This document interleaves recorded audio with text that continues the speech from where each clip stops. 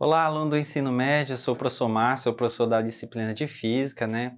Estamos aí mais uma vez na TV para continuar um conjunto de aulas que está sendo dado aí de forma remota, né? Essas aulas estão todas disponíveis na plataforma Educ.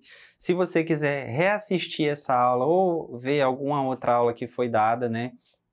Você pode acessá-las através da plataforma Educ, que vai gerar lá, vai encaminhar você para um canal do YouTube, tá? Então, hoje nós estamos na aula de número 15 do primeiro ano, né? Então, se você quiser assistir as outras 14 aí, esse é o caminho. E o tema da nossa aula hoje é, vamos lá para a tela, evolução das tecnologias utilizadas pelo ser humano em diferentes épocas e o uso de diferentes tipos de energia associados a essas tecnologias. É um tema grande, né, de ser falado, mas resumindo hoje nós vamos estudar o que foi acrescentado de tecnologia envolvendo a física, lógico, que é a minha disciplina, durante aí ao longo da história e o que isso foi revolucionando. Lógico que nosso tempo é muito curto, então nossa abordagem aqui vai ser bem sucinta, bem simples, e você pode se aprofundar ou então pode complementar esses estudos aí através de outros canais, tá? Então vamos lá para a nossa aula de número 15 na tela. Então vamos aqui, pessoal, abordar o principal da física que revolucionou a história, que foram os instrumentos de medições. Dentre eles, o primeiro que eu vou colocar para vocês aqui na tela é a balança. A balança revolucionou os meios de troca, né, dentro da história, porque através dela foi onde pôde ocorrer trocas de forma justa dentro da sociedade, né? Então, assim, justas entre aspas, né? Porque, por exemplo, na época lá, 1 quilo de sal, onde as pessoas conseguiam negociar da forma de troca, que era o escambo, 1 quilo de sal valia muito mais do que 1 quilo de arroz, porque era muito mais difícil obter o sal do que o arroz, né? Mas enfim, vamos voltar aí para a tela. Estou mostrando para vocês a primeira balança assim, que foi pensada e criada, né? Há rumores que essa balança foi criada lá no Egito, né? Eles precisavam ali fazer uma quantidades equivalentes de ouro, né? E ela é chamada de balança de prata, né? Ela é bem simples, né? São 2 eixos, né? Como se fosse um eixo X, um eixo Y, né? Que equilibra 2 pratos, e dentro de um prato você colocava ali uma massa conhecida, né? E do outro lado você iria colocar lá a massa que você iria obter. E aí você iria buscar o equilíbrio, né? Para saber se tinha 1 quilo, era só você colocar 1 quilo do outro lado, né? Então a primeira balança foi essa balança aí. Depois veio a balança romana. Essa balança aí já foi mais popular, né? Eu acho que já talvez tenha contato com a balança desse tipo, né? É comum também em algumas escolas ter lá com o professor de educação física essa balança aí, ele pode ensinar você a usar essa balança, e é uma balança que foi inventada aí lá na Roma Antiga, né? Você equilibrava um peso ali juntamente com um relógio ali, que seria uma forma de marcar a massa, e quando você encontrasse o equilíbrio entre eles, você descobriria, né, ali a massa do objeto que você está pesando, né? Então, terminamos aqui, a massa revolucionou, pessoal, por isso que eu coloquei aí como primeiro instrumento. A balança foi o que mudou, principalmente, foi o primeiro instrumento aí que mudou a ciência. Segundo instrumento que mudou a ciência aí como forma de tecnologia foi o relógio. O primeiro relógio, pessoal, foi esse reloginho aí, tentei simbolizar um relógio de sol, né, através de um GIF. Era projetada ali a sombra, né, ao longo do dia, com uma forma ali de ver em que fase do dia nós estaríamos, né? Nossa cidade tem um relógio de sol, né, chamada Praça do Relógio, aqui em Rio Branco.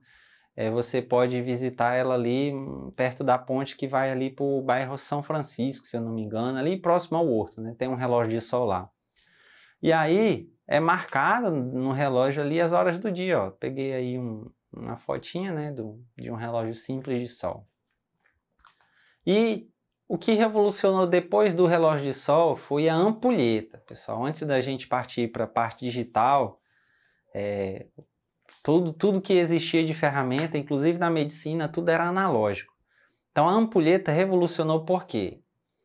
Era um instrumento onde você tentava, ao longo do dia, antes da ampulheta de areia, teve a ampulheta de água. Então o desafio era o seguinte: você tinha que construir um instrumento em que ao longo do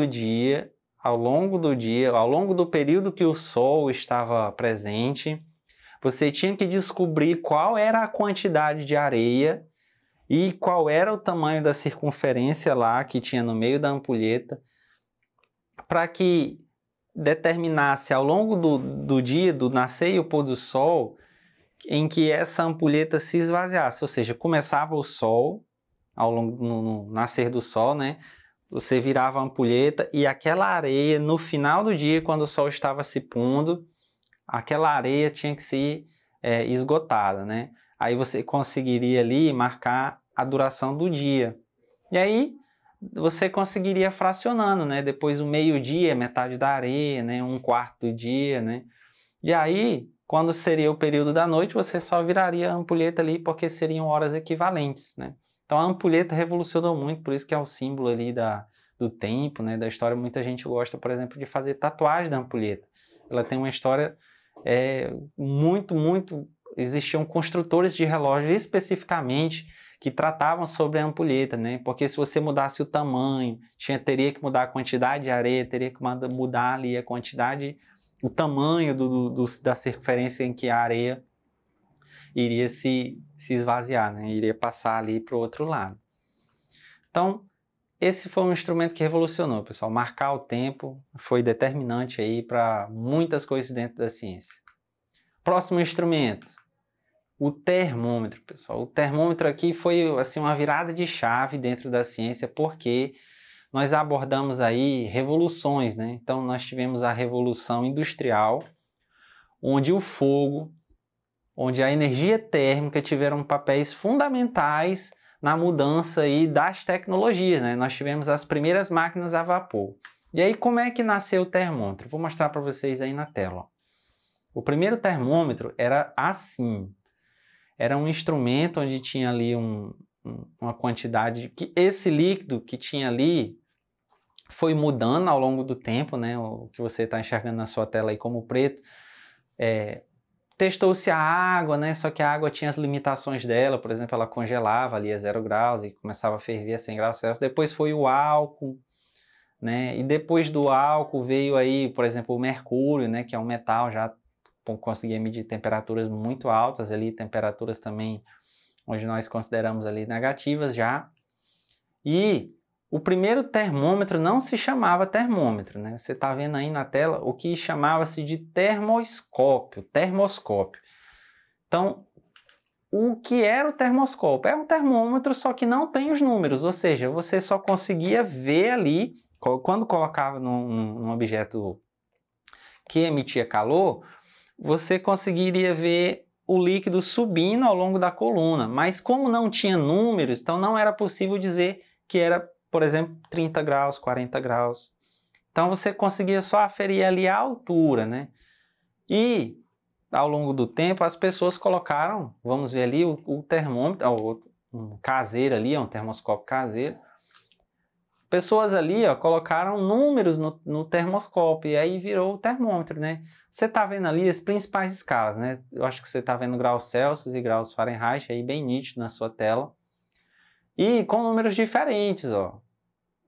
O que significa isso? É porque de 0 a 100, o responsável por colocar essa escala onde começava no 0 e ia até o 100 foi uma pessoa chamada Celsius, né? E a outra ali, a escala que tem o graus F, né, chamada de escala Fahrenheit, é utilizada em poucos países do mundo, né? Por exemplo, Estados Unidos é um dos poucos países que utilizam essa escala. E aí, por isso, por causa do nome dele, né, que era Fahrenheit, um dos nomes dele, né, tinha Fahrenheit, aí colocaram graus Fahrenheit no termômetro, que começava em 32 e ia até 212, né? Tem toda uma história por trás disso, pessoal, mas só para mostrar para vocês como nasceu e como se aprimorou o termômetro, tá? Depois disso, pessoal, veio os instrumentos que medem energia, né? E aqui, o principal que você está vendo aí é o relógio, né? O relógio de energia, né? Isso aí é utilizado pelas empresas aí que distribuem energia para fazer a sua conta e cobrar aí quanto você está consumindo, né? Mas além disso, pessoal, tem um instrumento bem peculiar que é necessário para medir as grandezas elétricas, né? O nome desse instrumento aí é multímetro. Também nasceu todo analógico, mas hoje já é digital, né? Com a evolução da tecnologia para digital. Ele media tensão elétrica, corrente elétrica e resistência elétrica, tudo num só. Por isso que é multímetro, ele era multifunções, né? Então, com isso daí, foi possível aprimorar sistemas elétricos, tá? Esse que eu estou mostrando para vocês aí, ele é caseiro, pequeno, então para medir circuitos de pequeno porte. Então, ainda dentro de energia, só que agora numa energia um pouco mais perigosa, na energia nuclear.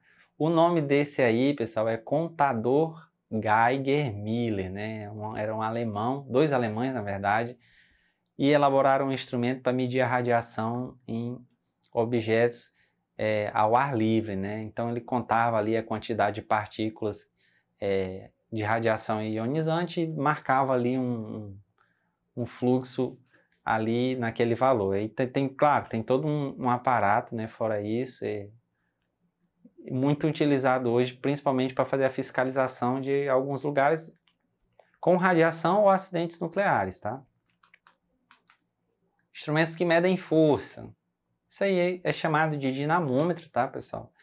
O dinamômetro que você está vendo aí é para medir. Você coloca numa ponta o objeto e no outro você puxa. Quando ele começar a se mover, né, você vai marcar a força ali.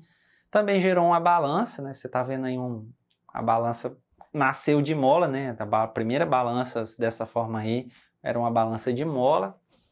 E aí, no exército, quando vocês aí, homens, né, completarem 18 anos ou fizerem 18 anos, nesse ano, nos próximos anos, vão chegar lá no exército e vão fazer o teste de força, né? Isso é um dinamômetro lombar, né? Você puxa ali o tanto que você aguentar e vai marcar a força que você possui. Então, na medicina teve uma evolução muito grande. O primeiro ali, o raio-x, pessoal, o raio-x é muito antigo, foi junto com a descoberta da radiação, né? A primeira radiografia foi uma mão, nem sei, produzido por um objeto lá, tem toda uma história também. Acho que vocês veem melhor em outras disciplinas, né? Como, por exemplo, a química. Mas o raio-x do outro lado ali é um marca-passo, né? Dá para ver um raio-x ali de uma pessoa com um negócio no peito.